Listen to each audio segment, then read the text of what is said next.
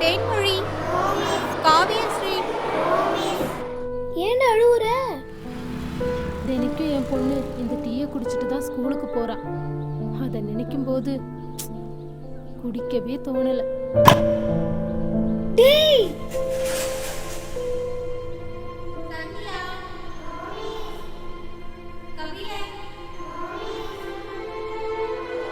ஆஷா, ஷாலினி,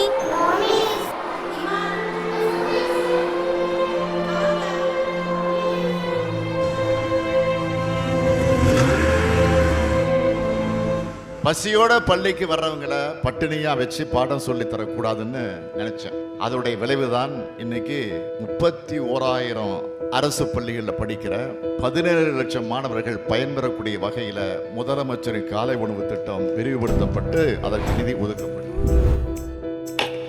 ஊட்டச்சத்து குறைவாக இருக்கிற குழந்தைகள் நிறைய இருக்கிறாங்க. 40% மேலே அனிமிக் சில்ட்ரன் இருக்கிறாங்க. 25-20% சரியான உடல் எடையில் இல்லைங்கிற ஒரு இதெல்லாம் நம்ம நிறைய பார்த்துட்டே வரோம் அறிக்கைகளில்.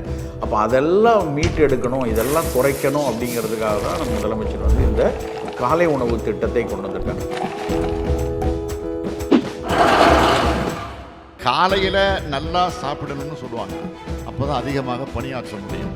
காலை உணவு மிக மிக முக்கியம். ஆனால் காலை உணவே சாப்பிடாத பிள்ளைகளால் எப்படி கல்வியில் கவனம் செலுத்த முடியும்? குழந்தைங்க வந்துட்டு சீக்கிரமாகவே வந்துடுறாங்க சாப்பிடணுன்ட்டு. அப்புறம் லாங் ஆப்சென்ட் ஸ்டூடெண்ட்ஸ் இருந்தாங்க, அவங்கெல்லாம் கூட இப்போ பள்ளிக்கு காலையில் வர ஆரம்பிச்சிட்டாங்க. அவங்க வந்து சுறுசுறுப்பாகவும் நல்ல ஊட்டச்சத்து மிக்க உணவு சாப்பிட்றதுனால ஆரோக்கியமாகவும் இருக்காங்க.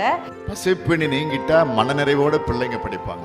அவங்க மனசுல பாடங்களும் பதியும். பள்ளிக்கு ஆர்வத்தோடு வருவாங்க. சீரான வருகை பதிவும் இருக்கும். வேலைக்கு போற தாய்மார்களோட பணிச்சுமையை குறைக்கணும்.